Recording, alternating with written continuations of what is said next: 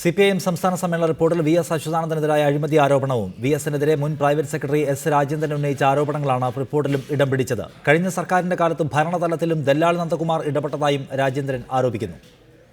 P Karunakaran commission മുമ്പാകെ മുൻ private സെക്രട്ടറിയും സംസ്ഥാന കമ്മിറ്റി അംഗവുമായ S രാജേന്ദ്രൻ നൽകിയ മൊഴിയിലാണ് VSനെതിരെ ഗുരുതരമായ ആരോപണമുള്ളത്.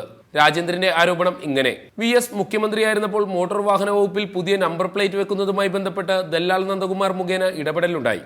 ടാറ്റ കൺസൾട്ടൻസിക്ക് 50 ഏക്കർ ഭൂമി കൈമാറിയതുമായി ബന്ധപ്പെട്ട് പാർട്ടിയുമായി ഒരാലോചനയും നടന്നില്ല. മുഖ്യമന്ത്രിയുടെ ഓഫീസ് അറിയാതെ കൊച്ചിയിലുള്ള സലാർപൂരിയ പ്രോപ്പർട്ടീസും LBD മെഡിക്കൽ ഇമേജിംഗും ചേർന്ന പദ്ധതിക്ക് അനുമതി നൽകാൻ ഔട്ട് ഓഫ് അജണ്ടയായി ക്യാബിനറ്റ് മുന്നിലേക്ക് കൊണ്ടുപോയ പ്രശ്നം. ഈ വിഷയം പാർട്ടിയുടെ മന്ത്രിസഭാ ഫ്രാക്ഷനിൽ ഉന്നയിച്ചില്ലെന്നും രാജേന്ദ്രൻ ആരോപിക്കുന്നു. ദല്ലാൽ നന്ദകുമാറിന് VSുമായുള്ള അടുത്ത ബന്ധത്തെക്കുറിച്ചും ആരോപണമുണ്ട്. നന്ദകുമാറുമൊത്തുള്ള VSന്റെ യാത്രകളും പരാമർശിക്കപ്പെടുന്നുണ്ട്. എന്നാൽ ആരോപണം ഗൗരവമായതിനാൽ വിഷയം കേന്ദ്ര കമ്മിറ്റിക്ക് വിട്ടതായും റിപ്പോർട്ടിൽ പറയുന്നു. പാർട്ടി PB കമ്മീഷൻ ഇക്കാര്യം പരിശോധിക്കുന്നുവെന്നും റിപ്പോർട്ടിൽ പരാമർശമുണ്ട്.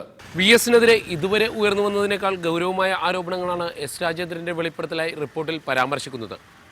PB കമ്മീഷന്റെ പരിഗണനയിലുള്ള വിഷയം തീരുമാനമാകും മുമ്പ് തന്നെ റിപ്പോർട്ടിൽ ഉൾപ്പെടുത്തിയത് VSനെ ലക്ഷ്യം വെച്ചെന്ന ചുരുക്കം. സാഹിൻ ആന്റണി, റിപ്പോർട്ടർ, ആലപ്പുഴ.